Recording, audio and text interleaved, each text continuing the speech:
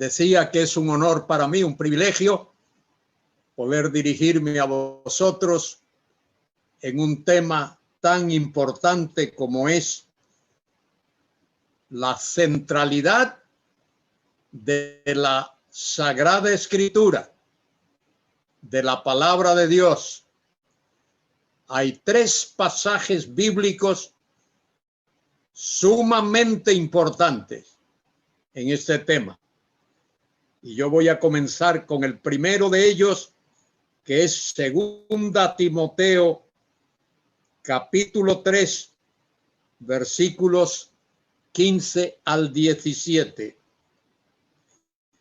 donde Pablo, en su última epístola, escribió esto a Timoteo. A Timoteo y a nosotros también, porque no solo le escribió a Timoteo, sino que nos escribe también a nosotros. Dice así: y que desde la niñez has sabido las sagradas escrituras, las cuales te pueden hacer sabio para la salvación por la fe que es en Cristo Jesús. Y ahora vienen estos 2 versículos tan importantes. Toda la escritura es inspirada por Dios y útil para enseñar, para redarguir, para corregir, para instruir en justicia, a fin de que el hombre de Dios sea perfecto, enteramente preparado para toda buena obra. El vocablo perfecto en el versículo 17 significa capaces, que seáis maduros, personas que de verdad entienden y aprecian y comprenden la palabra de Dios, la Sagrada Escritura. Dios ha querido, y de hecho lo ha realizado, comunicarse con su criatura, con el hombre. Y Dios nos ha dado una revelación. Revelación es el acto divino por el cual Dios comunica al hombre, al ser humano, a ti, a mí y a otros, verdad o verdades que el hombre no podría conocer de otra manera. Eso es lo que Dios ha hecho. Dios ha comunicado verdades al hombre que el hombre no podría conocer de otra manera. Hubo un tiempo, no sabemos cuánto duró ese tiempo, después de la creación del hombre. Dice la Escritura que Dios creó al hombre a su imagen y semejanza. No tiene que ver con lo físico, sino con lo moral y con lo espiritual. Dios creó al hombre a su imagen y semejanza. Y Dios sopló en él el soplo de la vida. Y el hombre llegó a ser un ser viviente, una persona viviente. Cuando Dios sopló el soplo de vida, es cuando el hombre es un ser viviente. Dios se reveló a Adán en el huerto del Edén en forma personal. El hombre podía escuchar la voz de Dios y tener comunión con él. Esto lo dice Génesis 3:8. No sabemos cuánto tiempo duró esa íntima relación entre Dios y el hombre, pero lo que sí sabemos es que la entrada del pecado afectó en gran manera esa condición y se produjo la caída del hombre. De manera que se interrumpió, se rompió como resultado de la entrada del pecado, se interrumpió esa comunión, esa relación de la criatura con su creador. Después de la caída del hombre, no podemos comprender todos los pormenores tocante a la caída del hombre. Lo que sí sabemos es que hubo corrupción. El hombre dio su espalda a Dios.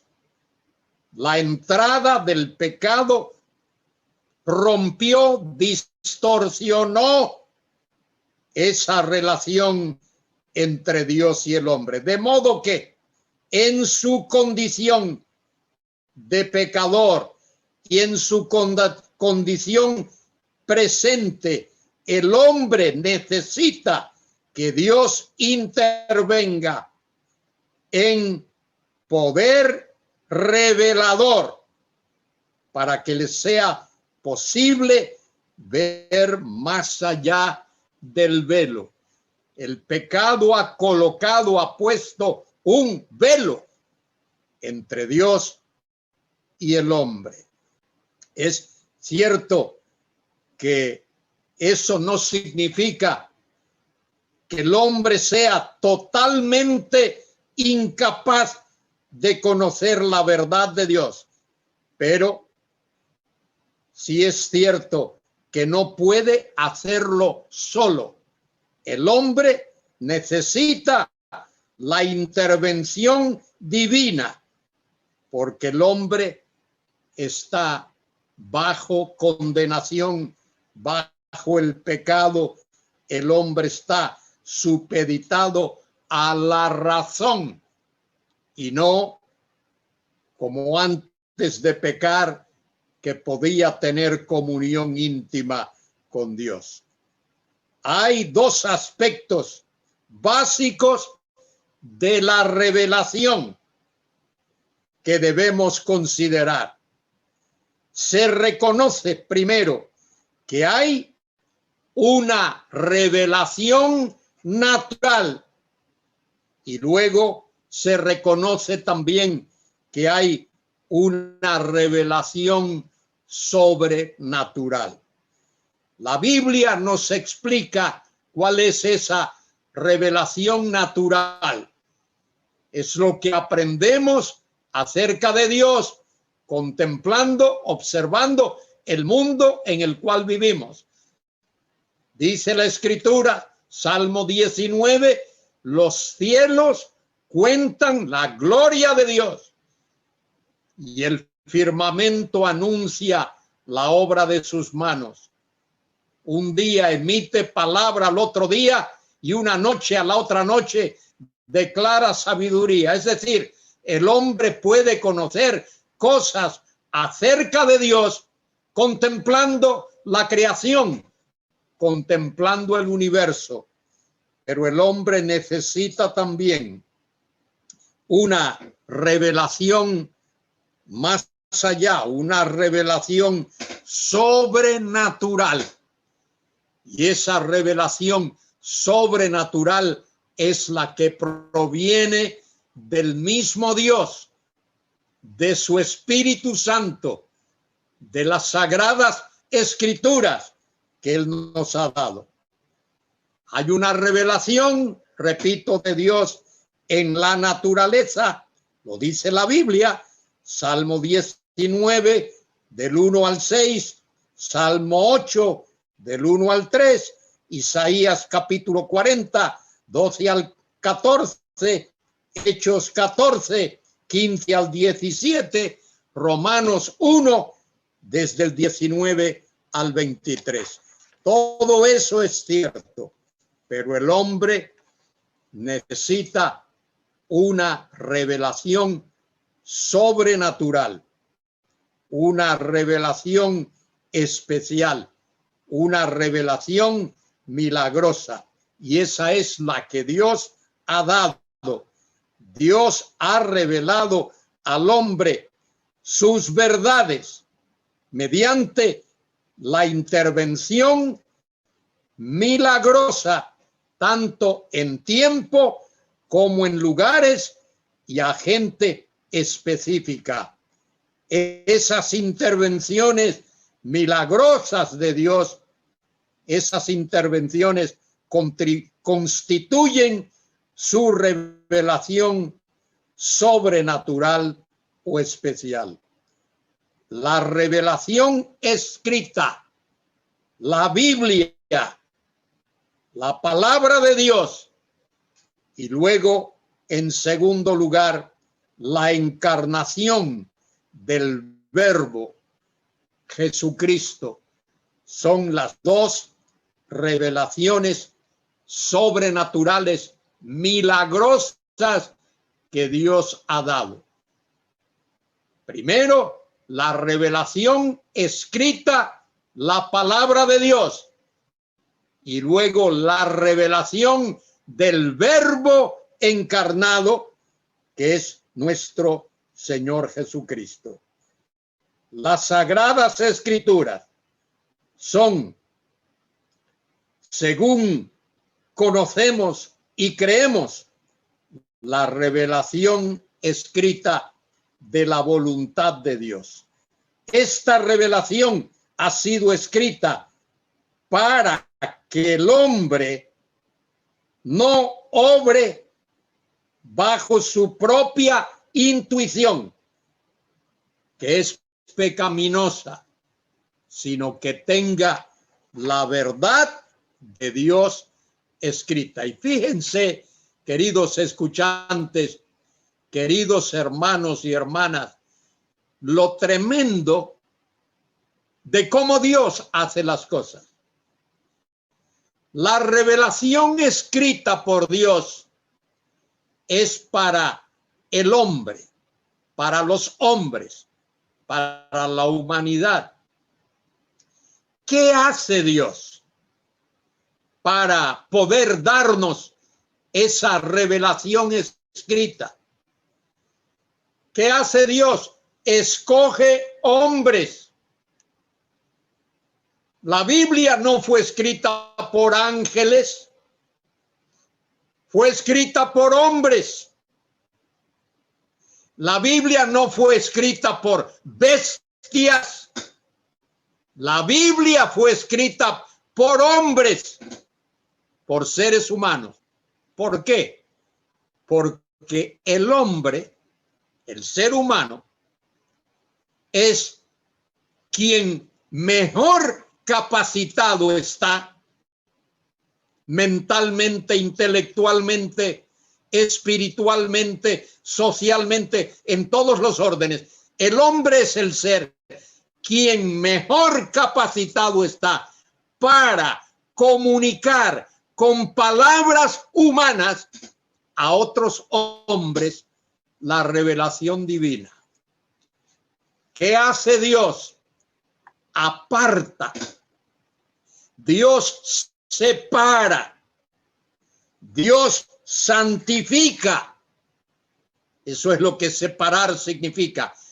Santificar. Dios santifica, separa a un grupo de 40 hombres, comenzando con Moisés, el gran legislador, y terminando con el apóstol Juan. Dios separa a esos 40 hombres. Dios los salva sobrenaturalmente. Toda salvación es un acto sobrenatural de Dios. Dios los salva, Dios los separa, Dios los santifica, Dios los llama y el Espíritu Santo los guía para que esos hombres, esos 40 hombres, escriban sin error la palabra de Dios. Eso solo Dios lo puede hacer. Algunos han intentado escribir cosas y atribuírselas a Dios, pero Dios no acepta eso. Solo aquellos hombres escogidos por Dios, como dice la misma Escritura, Moisés y los profetas. Fíjese que hasta el mismo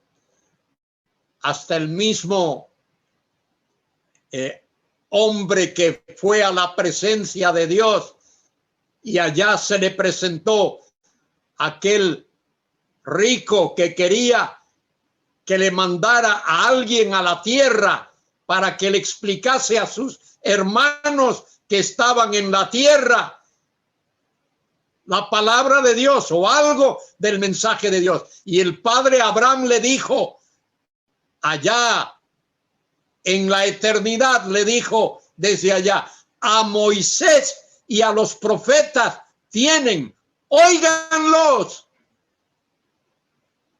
La palabra de Dios es un libro singular.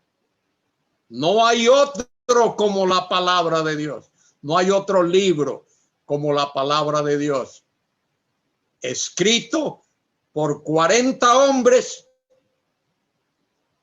que no se conocían el uno al otro, que no vivieron por la mayor parte del tiempo, no vivieron en la misma época. Isaías no conoció a Moisés, Moisés no conoció a Pablo, Pablo no conoció a Jeremías, ni Jeremías conoció a Juan.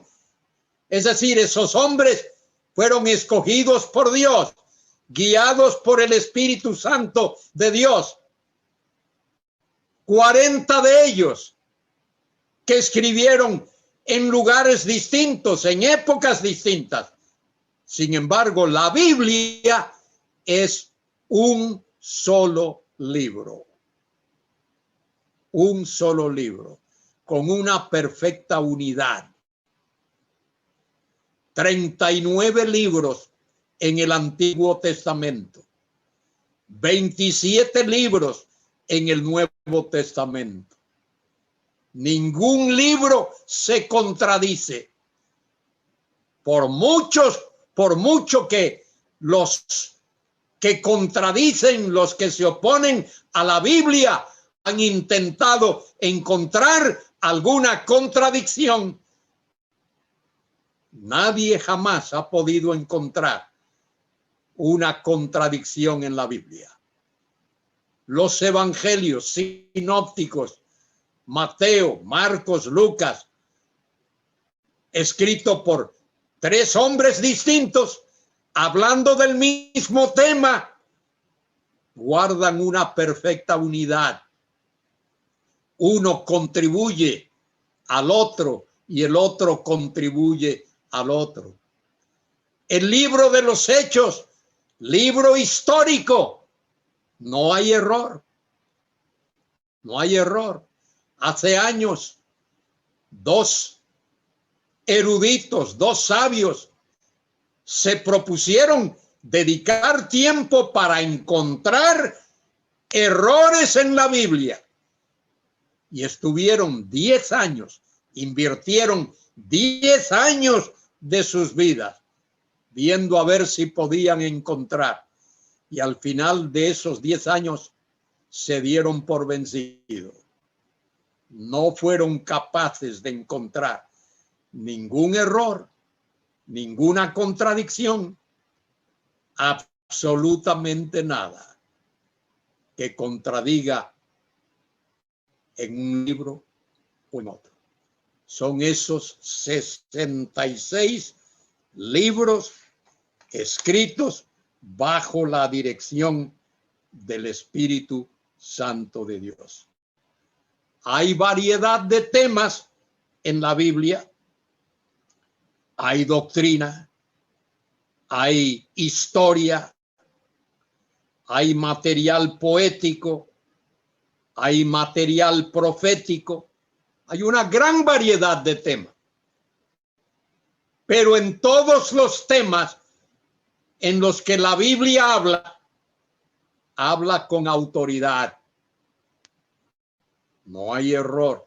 Hermano, hermana, cuando abras tu Biblia,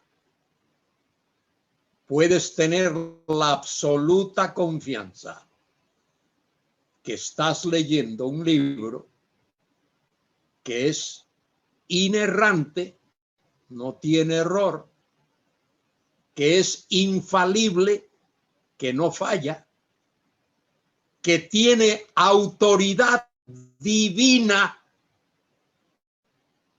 porque tiene la autoridad dada por Dios.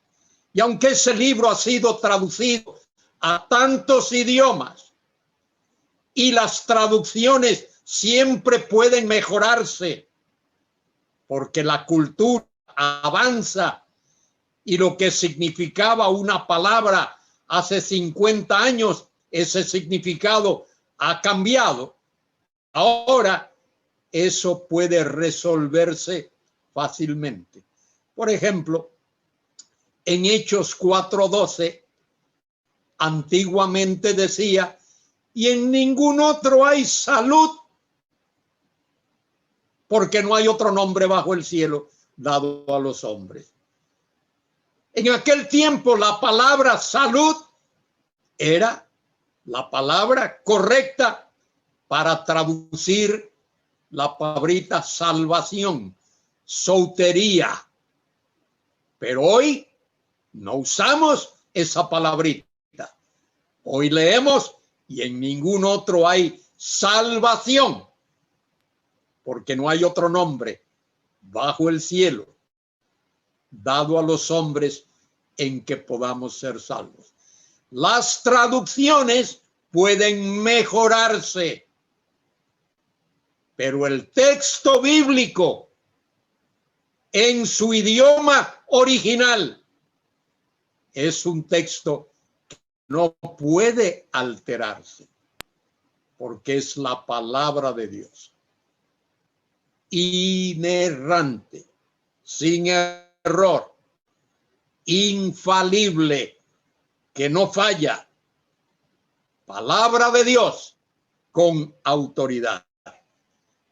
Pablo dice allí, o escribió a Timoteo, toda la escritura,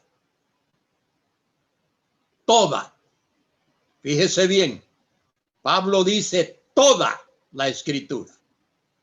Y la escritura se refiere a los 60. Bueno, cuando Pablo escribió eso se refería solo a los libros del Antiguo Testamento, los 39, y algunos libros del Nuevo Testamento que ya circulaban.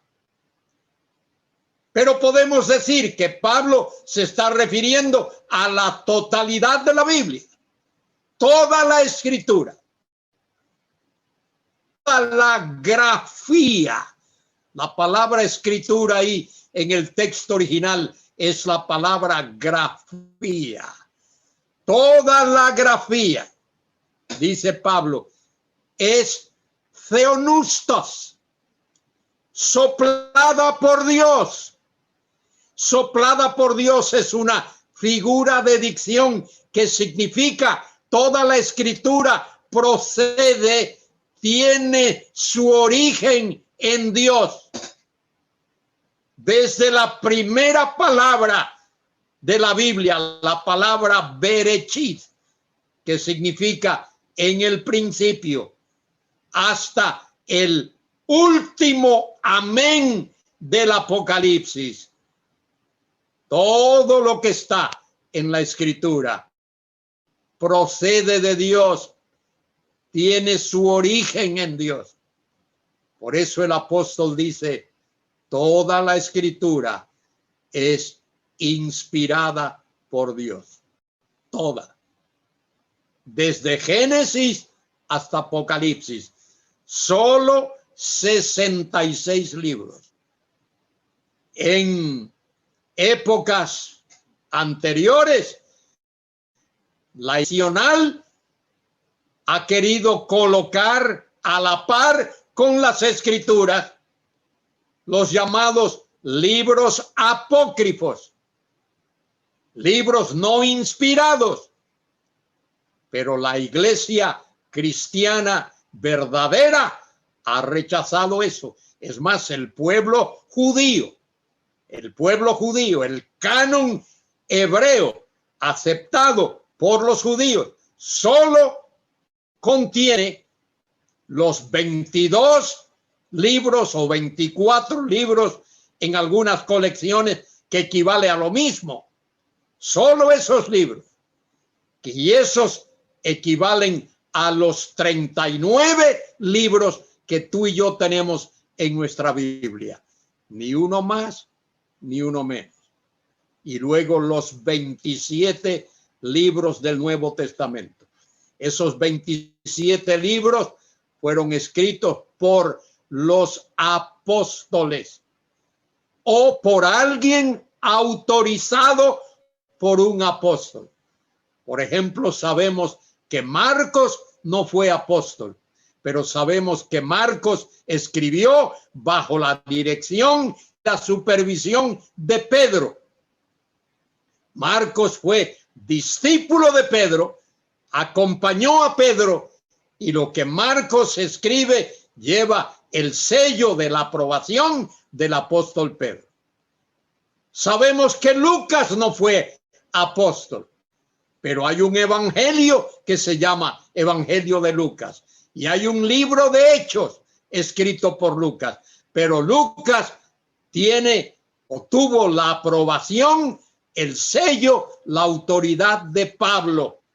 Lucas fue discípulo de Pablo, de manera que todos los libros del Antiguo Testamento fueron escritos por un profeta o por alguien autorizado por un profeta.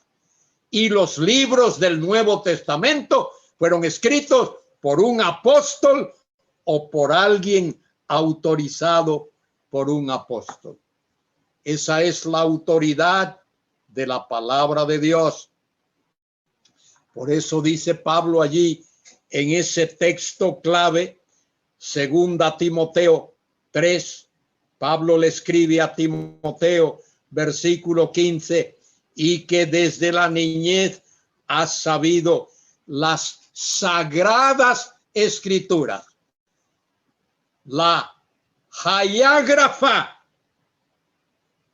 o la hagiógrafa escrituras, las sagradas escrituras, las cuales te pueden hacer sabios para salvación, que es por la fe en Cristo Jesús. Solo la grafía, la palabra de Dios escrita bajo la dirección y bajo la inspiración del Espíritu Santo.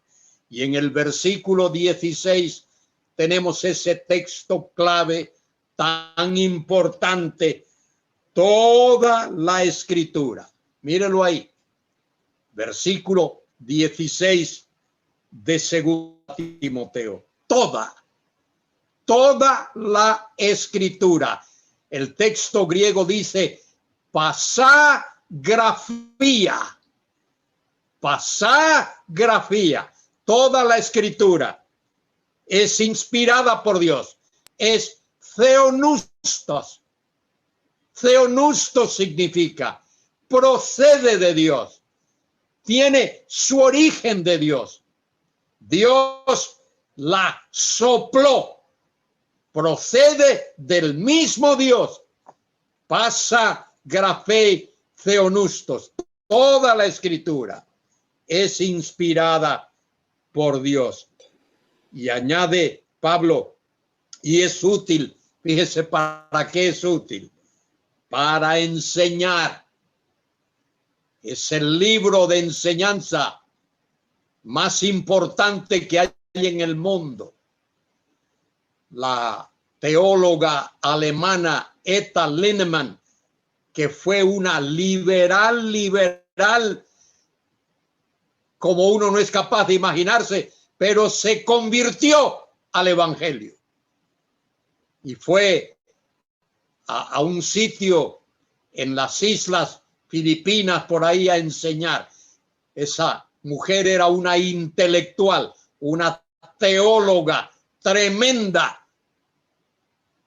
Y fue a enseñar allí. Esta mujer dijo que ella abogaba para que la Biblia fuese libro de texto por excelencia en todas las escuelas. Que si en todas las escuelas del mundo la Biblia fuese libro de texto por excelencia, no habría tanta maldad, tanta inmoralidad, tanta rebeldía, tanta manifestación del pecado. Bueno, dice aquí, toda la escritura es soplada por Dios, inspirada por Dios y útil para enseñar, para redarguir, para corregir en justicia. Y dice Pablo, a fin de que el hombre de Dios sea perfecto. Perfecto ahí significa maduro, enteramente preparado para toda buena obra. Tremenda expresión. Tremenda expresión. Hay variedad en sus temas.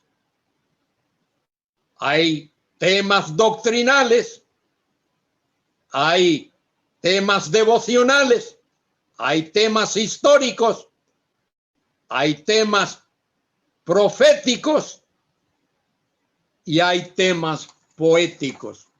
Uno puede obtener una gran educación si se dedicase solo a estudiar la Biblia.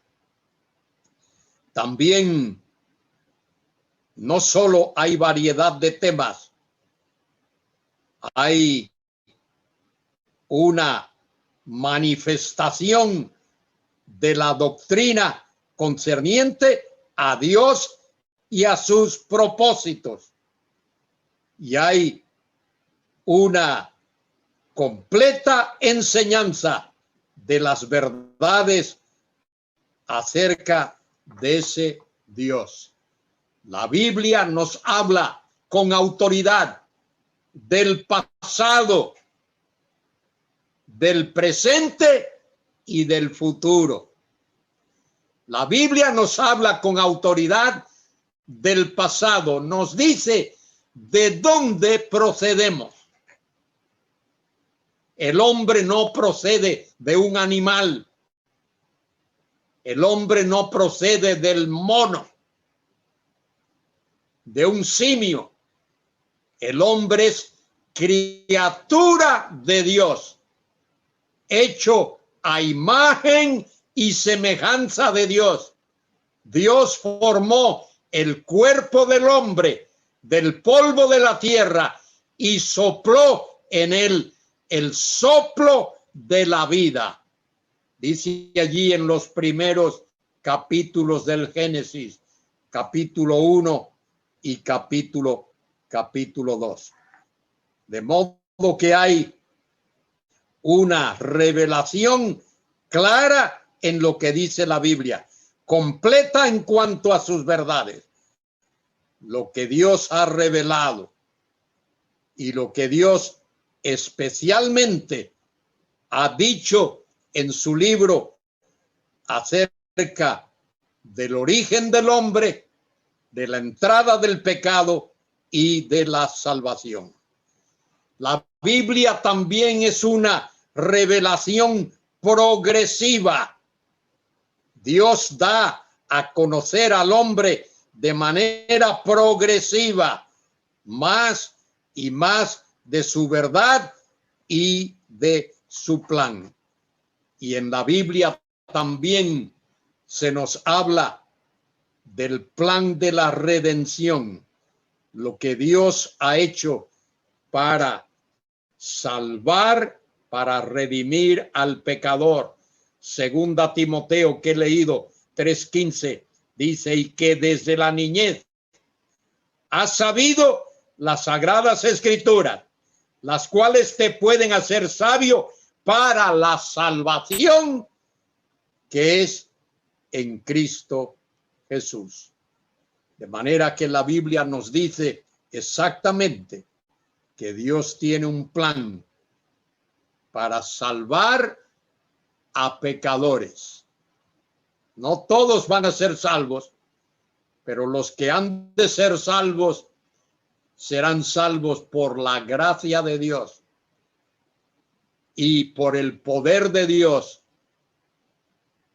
y por la voluntad de Dios y por supuesto por el sacrificio de nuestro Salvador Jesucristo. La Biblia es una revelación final.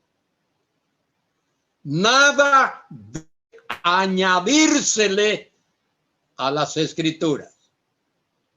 Solo hay esos 66 libros. Ni más ni menos. Toda la escritura es inspirada por Dios. Y toda esa palabra que es inspirada por Dios fue escrita bajo la dirección del Espíritu Santo. Desde el Berechit, con el que comienza el libro del Génesis, hasta el Amén, con que termina el libro del Apocalipsis. Todo es palabra de Dios.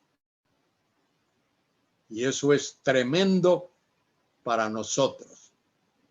El hecho de que toda la escritura es inspirada por Dios.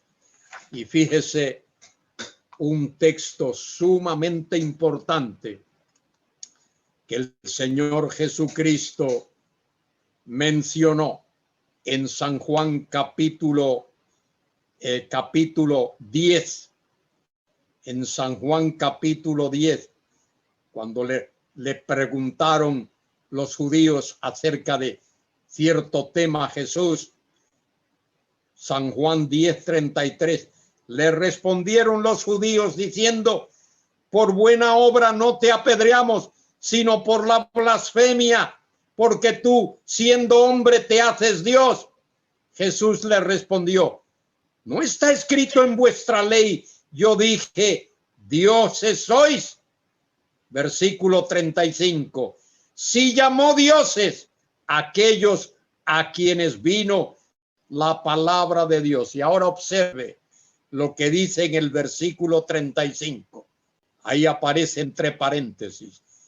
Y la escritura no puede ser quebrantada. La escritura no puede ser quebrantada. La palabra de Dios no puede ser quebrantada. No puede romperse. La palabra de Dios vive y permanece para siempre. Y esa es la palabra, dice Pablo, que por el evangelio os ha sido predicada. Queridos escuchantes, es importante entender que en esta tierra no hay otro libro, no hay otra palabra que tenga autoridad divina excepto la Biblia. en el Antiguo Testamento. Más de 1500 veces aparece la expresión así dice Jehová o su equivalente. Así dice el Señor. O puede aparecer así, como está escrito. O puede aparecer así, escrito está.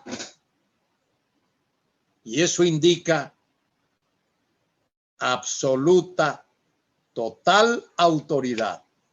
Solo la palabra de Dios tiene esa autoridad. Voy a hablar de la inspiración y la autoridad de las Escrituras. Ese es un tema sumamente importante. La inspiración y la autoridad de las Escrituras. Recuerde que la palabra inspiración no debe usarse como la usamos nosotros hoy día. Por ejemplo, hablamos de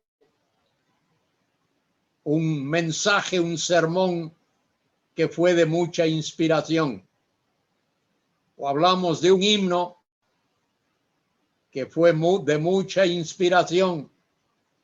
Y usamos esa palabra de una manera suelta, fuera de su sitio teológico, fuera de su contexto teológico.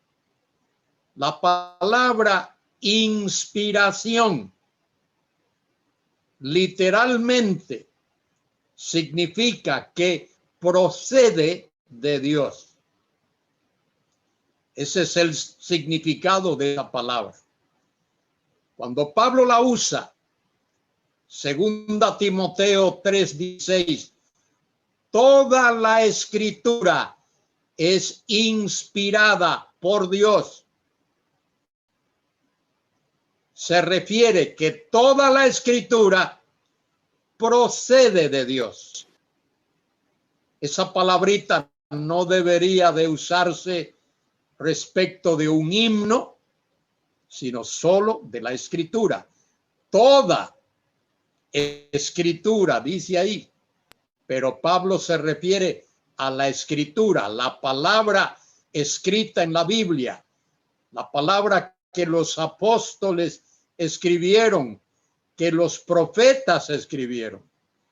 Esos hombres fueron guiados, dirigidos, supervisados, guardados por Dios para que no cometiesen error. Eso es lo que significa inspiración. Muy bien, bibliología, que es de lo que estoy hablando, es la rama de la teología que se ocupa del estudio de las Sagradas Escrituras como revelación divina. Es decir, como el hecho de que procede de Dios. La bibliología incluye el estudio de todos los temas relacionados con la revelación escrita de Dios. Estos temas son la inspiración, que significa su origen es Dios, autenticidad, que significa que es cierto, que es genuino, que no es falso, confiabilidad, significa que es confiable, autoridad, que puede dar mandato, puede decir esto sí o esto no. 10 mandamientos son 10 mandatos de Dios. Ama a tu padre y a tu madre, es un mandato de Dios. Honra a tu padre y a tu madre. Y así, los 10 mandamientos son mandatos de Dios. Pero fíjese, en la ley de Moisés hay, creo que son 600 14 mandamientos, muchos de ellos. Estos temas, como he dicho, tienen que ver con la inspiración, la autenticidad, la concretud, la autoridad, la inerrancia, la canonicidad, tanto del Antiguo como del Nuevo Testamento, y la preservación de las Sagradas Escrituras. Usé ahí la palabra canonicidad, canon. Canon significa una vara de medir, una regla. Nosotros le llamamos acá en España un metro. Con el metro medimos. Bueno, la Biblia es como un metro. Es una vara de medir. Es lo que mide todo lo que es la verdad que procede de Dios y que es aquello que no procede de Dios. Lo que el hombre conoce de Dios se debe a que Dios se lo ha revelado. Dios se ha dado a conocer mediante la creación. Por ejemplo, Salmo 19, ya lo he dicho antes, los cielos cuentan la gloria de Dios y el firmamento anuncia la obra de sus manos. San Pablo declara en Romanos 1, 19 y 20, lo que de Dios se conoce les es manifiesto, pues Dios se lo manifestó, porque las cosas invisibles de él, su eterno poder y deidad, se hacen claramente visibles desde la creación del mundo, siendo entendidas por medio de las cosas hechas, de modo que no tienen excusa. El hombre no tiene excusa. ¿Por qué? Porque Dios le ha dado la revelación de su palabra. Tú y yo no tenemos excusa, porque Dios nos ha dado su santa palabra. El apóstol afirma, Pablo, afirma que la creación es un medio por el cual Dios se ha dado a conocer al hombre. ¿Qué nos ha dado a conocer Dios por medio de la creación? Bueno, primero que Él existe, que Él es diseñador y que su brazo poderoso sustenta el universo. Cuando tú fuiste a la escuela y cuando fui a la escuela, me enseñaron que el mundo, el universo, es producto de una gran explosión. La teoría del Big Bang. Pero eso es una mentira, eso es un absurdo. No hubo tal Big Bang. Hubo la palabra de Dios. Génesis 1:1. En el principio creó Dios los cielos y la tierra. Y la tierra, dice allí en castellano, en la Biblia en castellano, estaba desordenada y vacía. La expresión en el hebreo, tohu vabohu. A ver si aparece ahí. Génesis 1:2. La tierra estaba desordenada y vacía. Ahí las palabritas hebreas, tohu, desordenada, vabohu, y vacía. Y las tinieblas estaban sobre la faz del abismo. Así aparecía la tierra. Y Dios dijo, fíjese lo que dijo Dios, Génesis 1:3. Dice ahí en castellano que Dios dijo, sea la luz. Y la luz fue, pero fíjese, en el texto original, Dios da un mandato. Dios dice, luz, sé. Y la luz fue. Dios dio una orden. Y cuando Dios da una orden, hay que obedecerla. El apóstol afirma que la creación es un medio por el cual Dios se ha dado a conocer al hombre. La creación es, por lo tanto, un medio no escrito por el cual Dios se ha revelado su existencia, su eterno poder, su inteligencia, su diseño y su deidad. Fíjese, tiene que haber un orden en el universo, hay un orden. Si fuera como se nos ha enseñado en la escuela, el Big Bang, que una partícula pequeñita comenzó a girar y a girar y a crecer y a crecer, y en un momento dado explotó. Hubo una gran explosión, y de esa gran explosión surgió el universo. Si fuese así, sería un gran absurdo. Piensa en esto. ¿Cuándo ha visto usted, cuándo, en algún sitio del mundo que haya habido una explosión y el resultado haya sido orden? Todas las veces que hay una explosión, cuando alguien pone una bomba, un terrorista, y la bomba explota, hay desorden.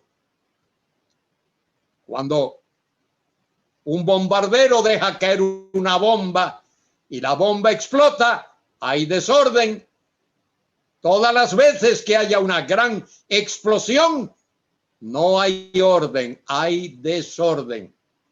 Y en este mundo en el que tú y yo vivimos, a pesar de haber sido afectado por el pecado, en este mundo hay orden. Hace poco, unos pocos días, los científicos de algún país poderoso mandó una nave, creo que fue a Venus, y estuvieron rastreando esa nave hasta que llegó a Venus y aterrizó en Venus, y los científicos estuvieron muy contentos de que su nave, que habían estado diseñando por un largo tiempo, llegó a Venus. Mire, si este mundo fuese un mundo desordenado, esa nave espacial nunca hubiese podido llegar a Venus.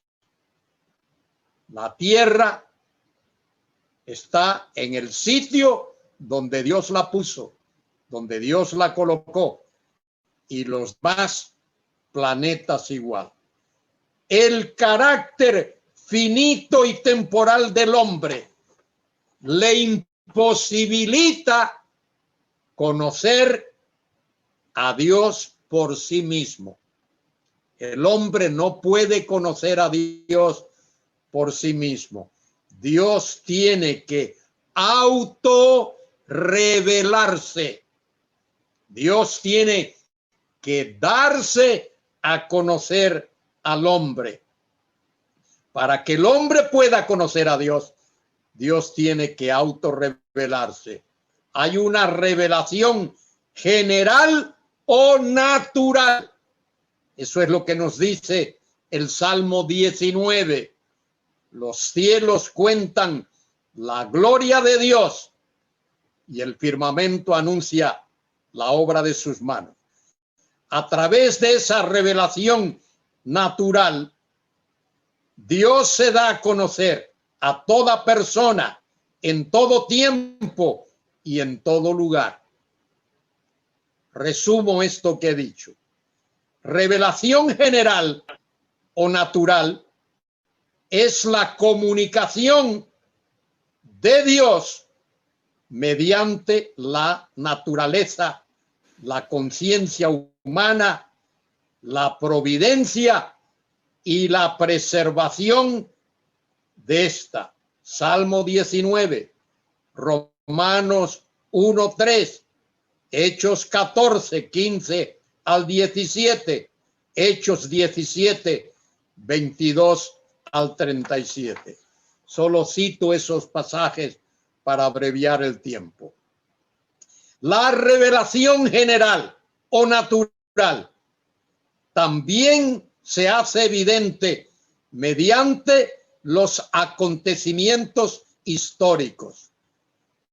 Sucesos tales como el diluvio universal, la Torre de Babel, la destrucción de Sodoma y Gomorra, el lugar de la nación de Israel y los hechos relacionados con dicha nación son evidencias de la revelación de Dios en la historia. Dios está actuando en la historia. Aunque ahora, fíjese, hay un librito, entre paréntesis, escrito por Sir Robert Anderson, un hombre inglés que vivió hace años. Él era jefe de Scotland Yard, pero este hombre era un estudioso de la Biblia y escribió un librito titulado El silencio de Dios. El silencio de Dios. Y en ese librito, Robert Anderson habla de que Dios ahora está guardando silencio desde que él escribió ese librito. Dios dijo su última palabra cuando Cristo fue clavado en la cruz y el Señor pronunció aquel consumado es en la cruz. Y a partir de ahí, Dios ha guardado silencio. Y fíjese bien, es posible que Dios ahora comience a hablar de nuevo. No sé lo que tú piensas, no sé lo que crees, pero creo que esta pandemia que estamos viviendo y que estamos sufriendo en todo el mundo y que nos obliga a comunicarnos así como nos estamos comunicando ahora a través de equipo electrónico y a la distancia, se deba a eso. Dios está guardando. Mira, ahí está el librito de Anderson, The Silence of God, el silencio de Dios. Sir Robert Anderson. Dios, desde que Cristo murió en la cruz, ha guardado silencio. Dios ha estado obrando en el mundo, pero guarda silencio. Dios no ha dicho más y Dios no va a decir nada más hasta que Él intervenga en los postreros tiempos, en los postreros días, en lo que se llama la semana 70 de Daniel, que es equivalente a los 7 años de la gran tribulación. Dios ha de volver a hablar, ha de intervenir, y luego nuestro glorioso, incomparable, omnipotente, eterno Señor Jesucristo ha de venir a la tierra con poder, con gloria y con majestad. Dios ahora está comenzando a hablar. Hablo ahora de la revelación especial. Revelación especial. Dios ha dado al hombre una revelación especial o sobrenatural. Hay una revelación natural. Los cielos cuentan la gloria de Dios. Cuando miramos al cielo y vemos las estrellas, los astros, los planetas, ahí vemos la mano de Dios.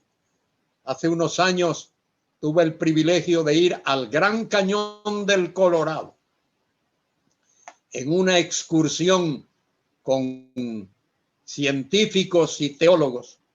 Y estando allí, bajamos, navegamos por el río, luego llegamos a un sitio, allí desembarcamos y nos acostamos.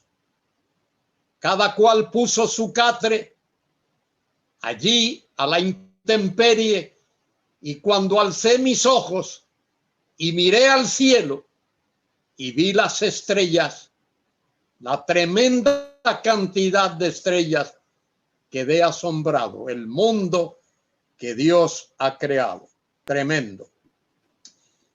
Que Dios ha hecho ese mundo nos ayuda a formular la pregunta: ¿quién y qué es Dios? ¿Quién y qué es el hombre?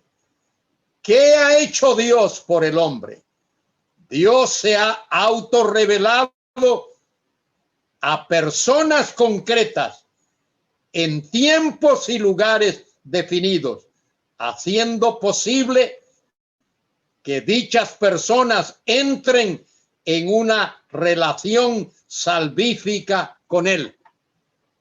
Un teólogo norteamericano llamado Millard J. Erickson, en su teología sistemática, así se llama el tomo, Teología Sistemática, muy bien escrita por este hombre que es un bautista. Millard escribe lo siguiente, voy a leer: ¿por qué es necesario una revelación especial? Esa es la pregunta. La respuesta yace en el hecho de que el hombre había perdido la relación favorable que tenía con Dios antes de la caída. Era necesario que el hombre llegase a conocer a Dios de manera más completa para que las condiciones para restablecer la comunión pudiesen cumplirse. Ese conocimiento tenía que ir más allá de la revelación inicial general, que aún estaba disponible para el hombre,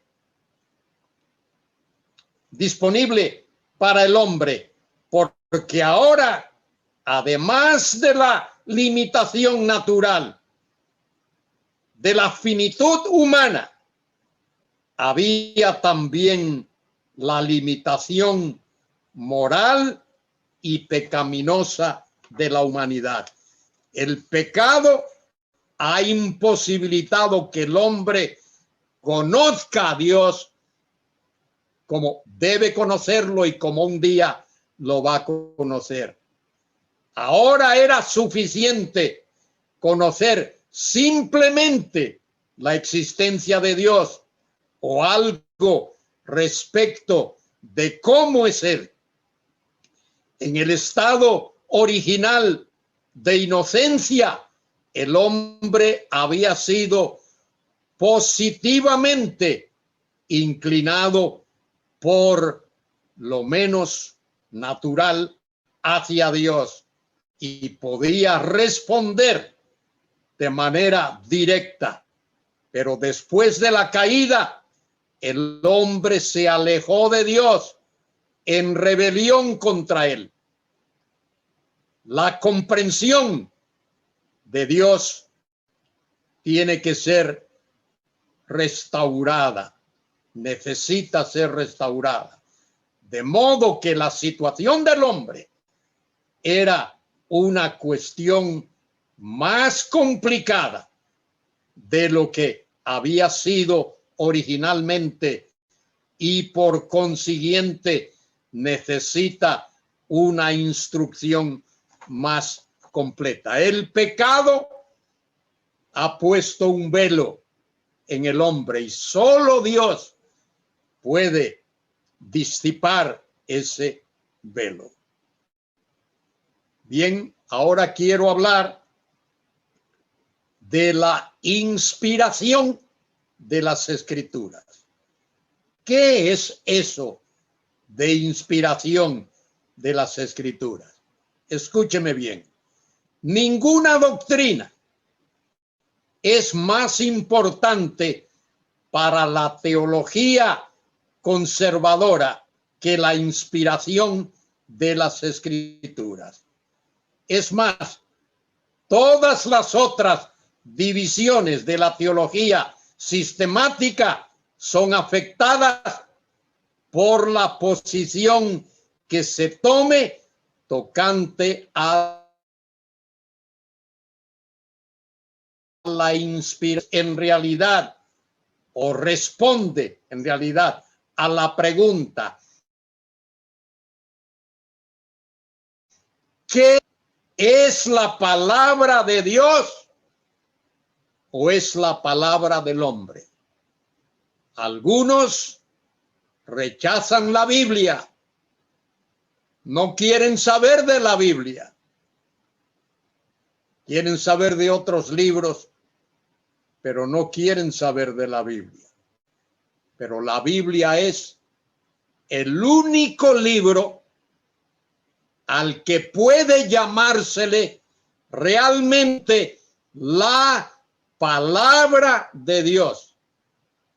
Toda la Escritura, refiriéndose a la Biblia, procede de Dios, es inspirada por Dios y es útil para enseñar, para redarguir, para instruir en justicia, para que el hombre de Dios sea perfecto, enteramente preparado para toda buena obra. Y si usted me presta atención ahora, voy a ofrecerle una definición de el vocablo inspiración o inspirar con relación a la Biblia. El vocablo inspirar en realidad significa soplo interior. Esa es la palabrita theonustos, soplo de Dios, soplo interior, o implica que hay un espíritu dentro. Pero la clave del uso bíblico de dicha expresión se encuentra allí, como he mencionado ya, en la segunda epístola de Pablo a Timoteo, capítulo 3. Fíjese bien, segunda Timoteo 3:16.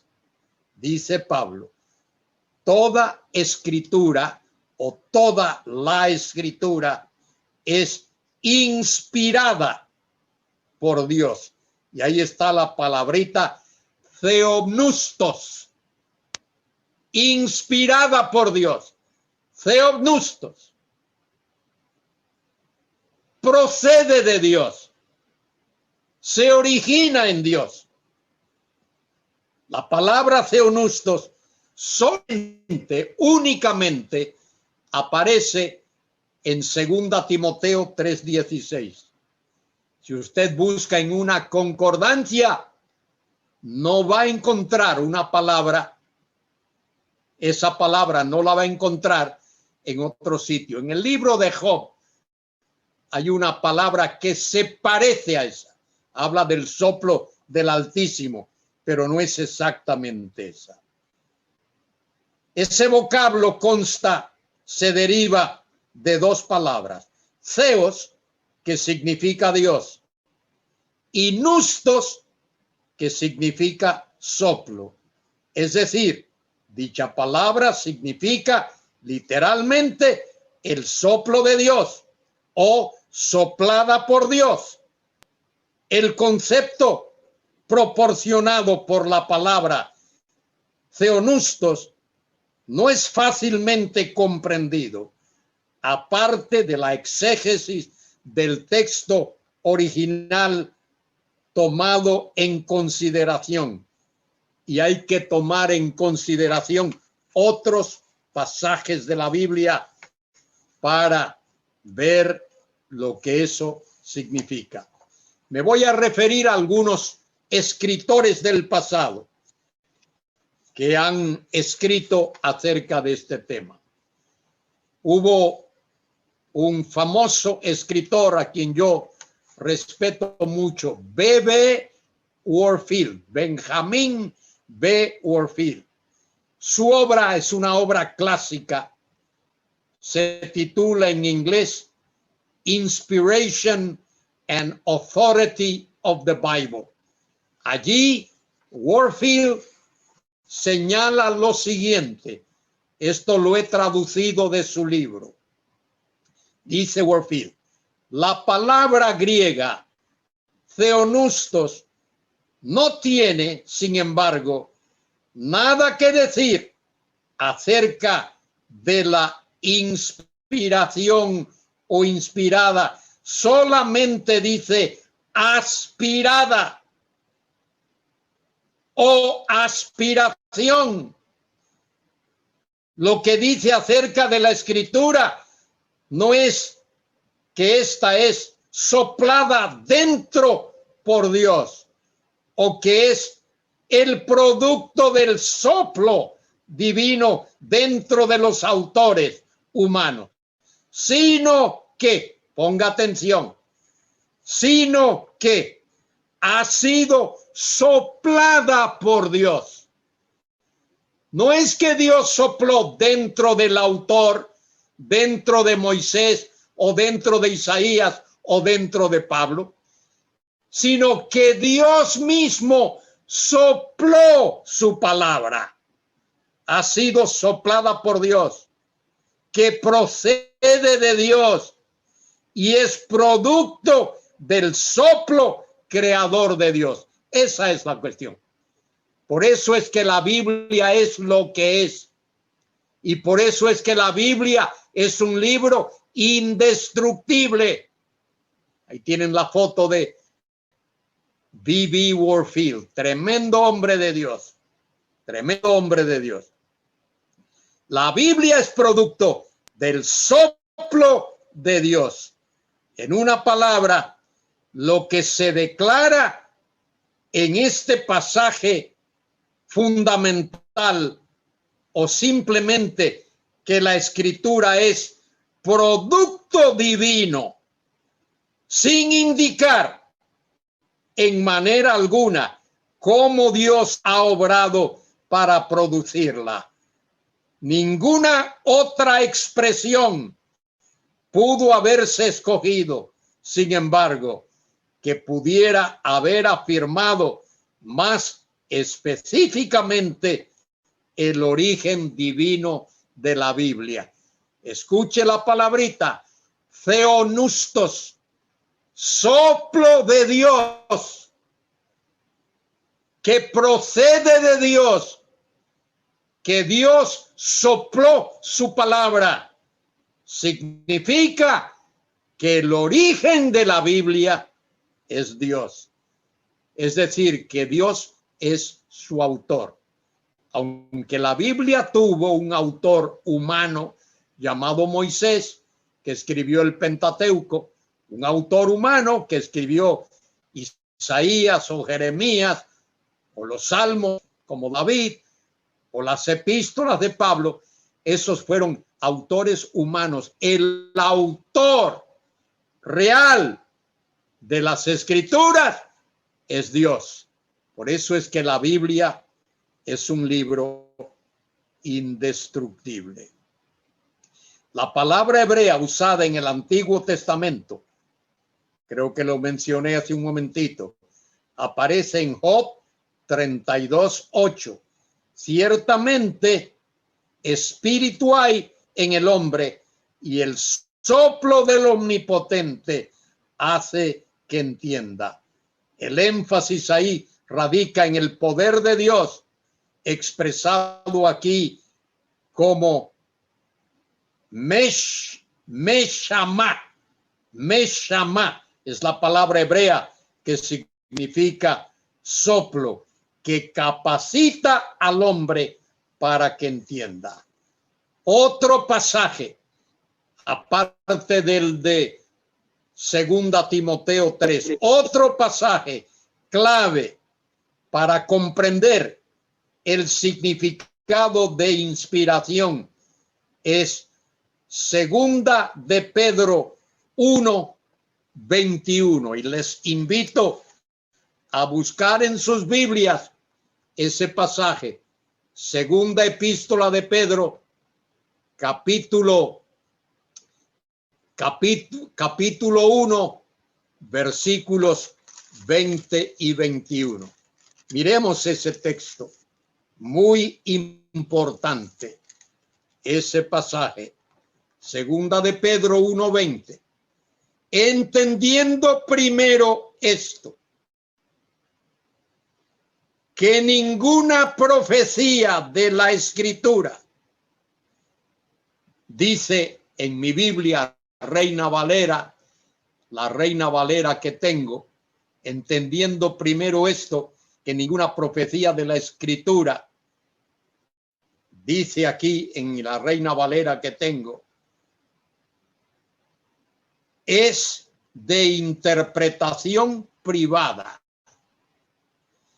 En el texto original, lo que quiere decir el versículo es que ninguna profecía de la Escritura es de origen privado. Ningún hombre dio origen a la Sagrada Escritura. Dice el versículo 21, mire, qué tremendo texto. Porque ninguna profecía fue traída por voluntad humana, sino que santos hombres de Dios hablaron. Y ahí hay que entender también, escribieron. Santos hombres de Dios hablaron, siendo, y dice en mi Biblia, inspirados.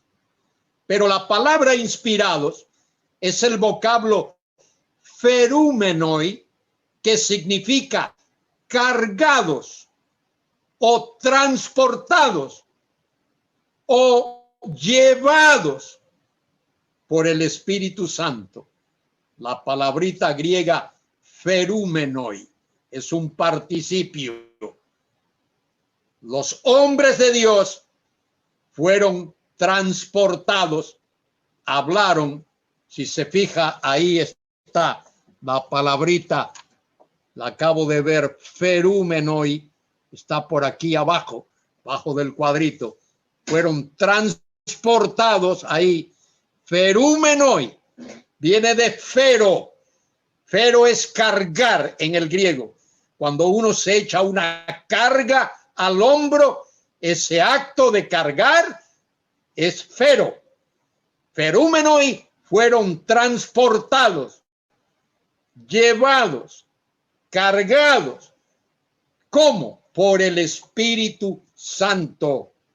El Espíritu Santo los llevó, los transportó. ¿Para qué? Para que no cometiesen error. Esa es la razón por la cual el Espíritu Santo transportó a esos hombres, para que no cometiesen error. La palabra de Dios es infalible, no falla, es inerrante, no contiene error. Antes de formular una definición de lo que es la inspiración, es necesario considerar un tercer pasaje. Hemos visto dos pasajes. A ver si usted los recuerda. Bueno, se los voy a recordar. El primero, segunda Timoteo 3:16 y 17. El segundo, segunda de Pedro 1:20 y 21. Y el tercer pasaje que quiero que recordéis ahora es el que está en San Juan, capítulo 10. Ahí el Señor tuvo uno de sus muchos altercados con los religiosos de su tiempo.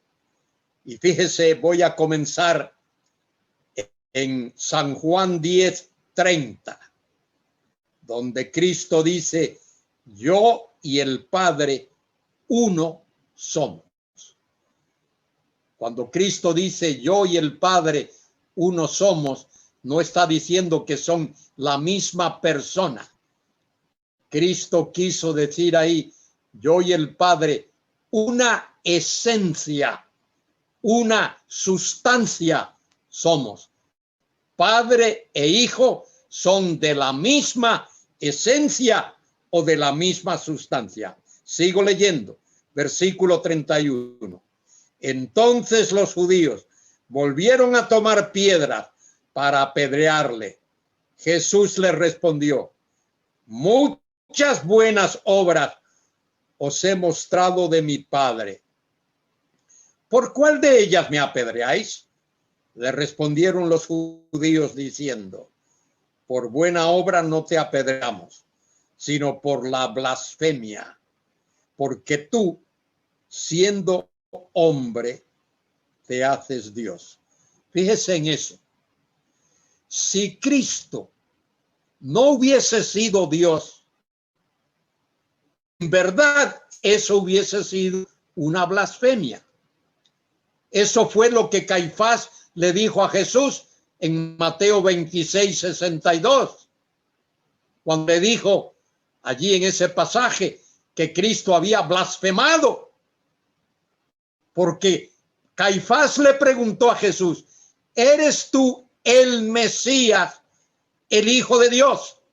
Y Cristo le contestó, tú lo has dicho, diciéndole, es verdad que lo soy. Y Caifás entendió que eso era blasfemia. Si Cristo no hubiese sido el Mesías, el Hijo de Dios, que equivale a decir que era Dios, ciertamente hubiese blasfemado. Pero eso es negado por el hecho de que Cristo sí es el Mesías, sí es el Hijo de Dios y por lo tanto es Dios. Fíjese lo que dice aquí otra vez en Juan. Cristo le dice, versículo 32, muchas buenas obras os he mostrado de mi Padre. ¿Por cuál de ellas me apedreáis? Le respondieron los judíos diciendo, por buena obra no te apedreamos, sino por la blasfemia, porque tú siendo hombre te haces Dios. Jesús le respondió, fíjese lo que Jesús le responde, ponga atención. No está escrito en vuestra ley, yo dije, dioses sois. Si llamó dioses aquellos a quienes vino la palabra de Dios, como los profetas, por ejemplo, y la escritura no puede ser quebrantada. Ese texto es tremendo. Versículo 35, Juan 10:35. La escritura no puede ser quebrantada. Qué tremenda afirmación de Jesús. La escritura no puede ser quebrantada porque es la palabra de Dios inerrante, la palabra de Dios infalible, o como dice Warfield, en otras palabras, habla de Cristo, de aquel que tiene autoridad. Da aquí autoridad legal a toda la Biblia cuando dice la escritura no puede ser quebrantada. La escritura se refiere a la palabra de Dios y la palabra de Dios no puede ser quebrantada. Otros teólogos, los cito rápidamente, el doctor Edward Young, un presbiteriano, en uno de sus libros dice, inspiración es la superintendencia de Dios, el Espíritu Santo, sobre los escritores de la Biblia. Como resultado, las escrituras poseen autoridad divina y son dignas de confianza y por consiguiente son libres de error. Las escrituras libres de error. El doctor Riley, que fue mi profesor en el seminario, dice: inspiración bíblica es la superintendencia de Dios sobre los autores humanos, de modo que, usando sus propias personalidades, ellos compusieron y registraron sin error su revelación al hombre en las palabras del autógrafa. He citado ya a Warfield, tremendo escritor y teólogo. B.B. Warfield dice: inspiración es, por lo tanto, normalmente definida como una influencia sobrenatural ejercida por el Espíritu Santo sobre los escritores sagrados, en virtud de la cual sus escritos tienen integridad divina. Y el francés René Pache da la siguiente definición: inspiración, en el sentido limitado en el que la palabra se usa, él la usa, es la influencia determinante ejercida por el Espíritu Santo sobre los autores del Antiguo y del Nuevo Testamento, para que pudieran proclamar y establecer de manera exacta y auténtica el mensaje recibido de Dios. Esa es la autoridad de la palabra de Dios, teológicamente hablando. Por consiguiente, la doctrina bíblica de la inspiración incluye tres aspectos. El primero, Dios como causa indispensable. 1 Corintios 2, 10 al 12. Dios, el Espíritu Santo, es el único que puede efectuar la obra tanto de revelación como de inspiración. Segundo, primero Dios. Segundo, el hombre. El hombre como agente o instrumento. La Escritura nos dice que santos hombres de Dios hablaron, segunda de Pedro 1:21, siendo movidos, llevados por el Espíritu Santo. Esos hombres también escribieron bajo la dirección especial del Espíritu Santo.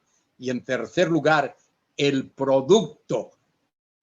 El producto es la palabra de Dios, autoritativa, infalible e inerrante. ¿Cuáles son los tres factores? Primero, Dios, la causa indispensable. Segundo, el hombre, el agente o instrumento. Y tercero, la palabra de Dios, que es el producto. Y voy a concluir, porque ya el tiempo se me agota, solo hablando de este tema. Fíjese bien, hay una necesidad de distinguir tres expresiones. La primera es revelación. La segunda, inspiración. Y la tercera, iluminación. ¿Cuál es la diferencia entre esas tres cosas? Revelación es el acto divino de comunicar al hombre verdad o verdades que el hombre no podría conocer de otro modo.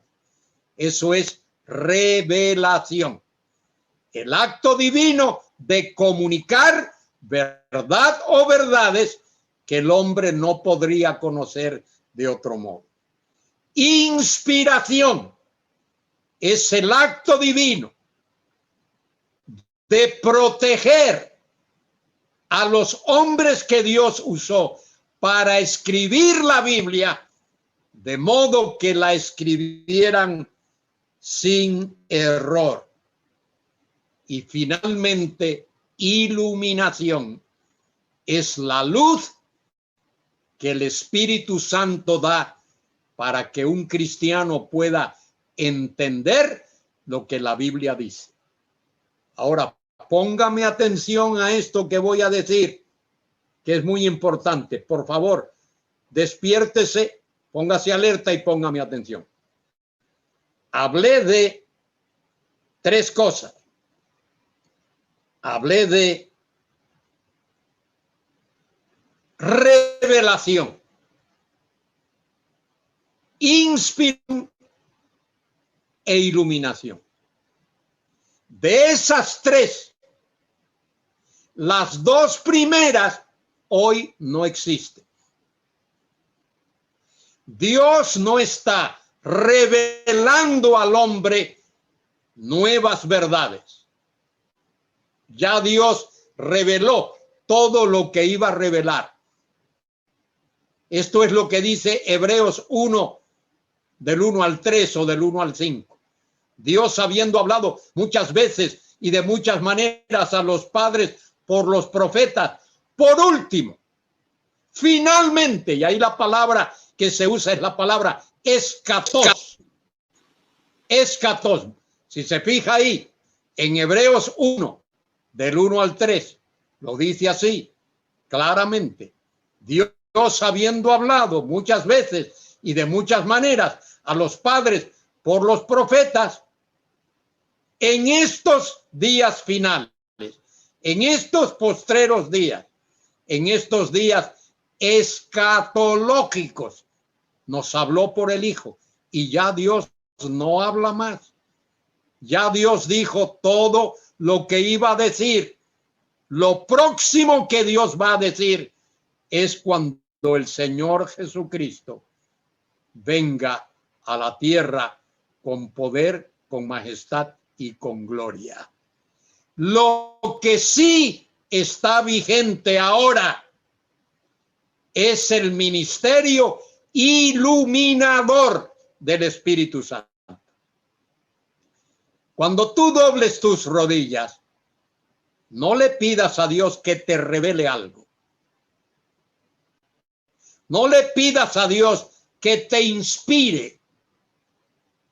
Pídele que te ilumine, que te dé la luz para que tú puedas comprender, a cabalidad la palabra de Dios.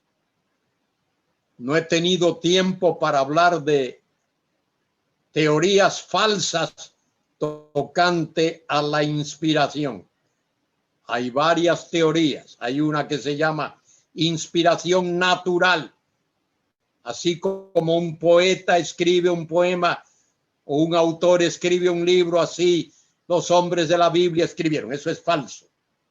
Hay otro que se llama inspiración dinámica o mística. Eso también es falso. Hay algunos que hablan de inspiración parcial. La Biblia es parcialmente inspirada. Eso es falso. Pablo dice, toda la escritura es inspirada por Dios. Hay otros que hablan de grados de inspiración. Hay partes de la Biblia que son más inspiradas que otras. Hay, según ellos, 3 grados de inspiración. Todo eso es falso. Hay la inspiración psíquica de la que hablan los neoortodoxos. Y pon cuidado en esto, porque cuando oigas decir a alguien que la Biblia contiene la palabra de Dios, eso es falso. Eso es lo que dicen los neoortodoxos. Eso es lo que enseñó Karl Barth y otros. La Biblia es la palabra de Dios. no es que la Biblia contiene. Si la Biblia solo contiene, entonces tú tienes que discriminar qué es y qué no es la palabra de Dios. Pero la Biblia no es que contiene, la Biblia es la palabra de Dios en su totalidad. De manera que tenemos que dedicarnos a estudiar con ahínco, con fuerza, con capacidad y dedicarle tiempo.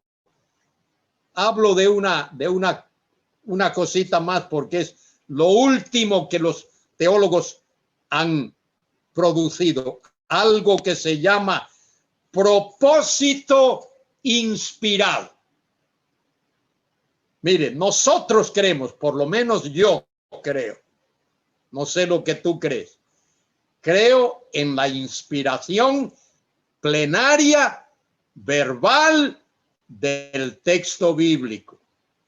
Fíjese que ahí hay tres palabras. Inspiración significa que procede de Dios, que su origen es Dios.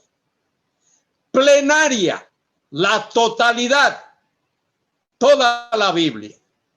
Verbal, las palabras mismas. Las palabras mismas. ¿Te acuerdas cuando en Gálatas capítulo 3 Pablo escribe y habla de Abraham?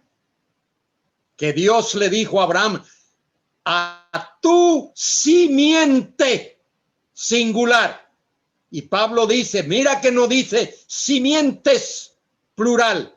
Una S marca toda la diferencia. ¿Cuál es la diferencia entre simiente y simientes? Una S nada más.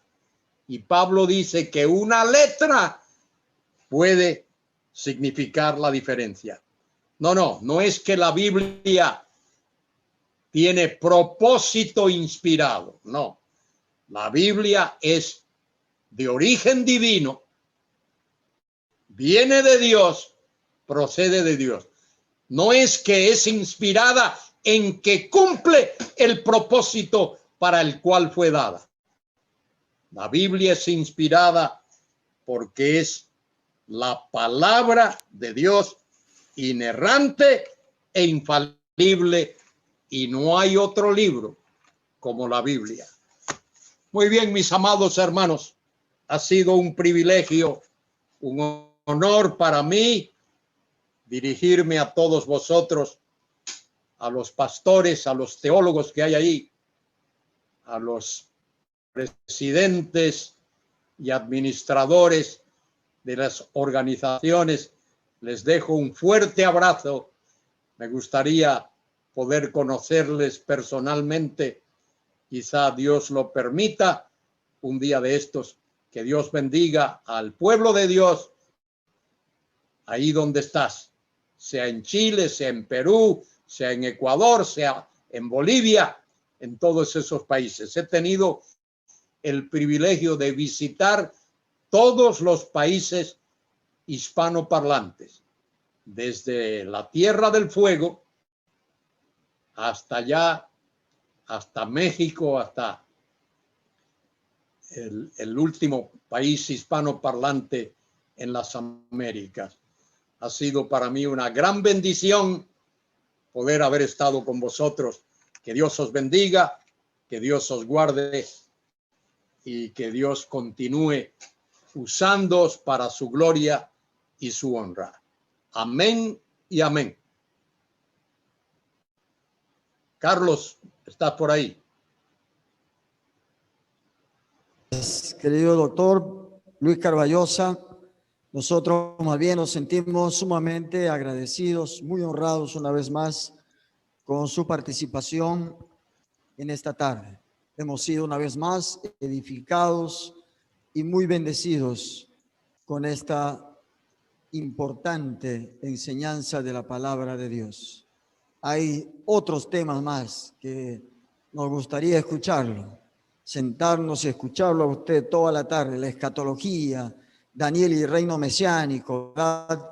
Y otros materiales, otros libros que he visto por ahí de usted, que son muy riquísimos para nuestro ministerio pastoral. A la orden. Doctor, estaremos en comunicación. Amén y amén. Bendiciones.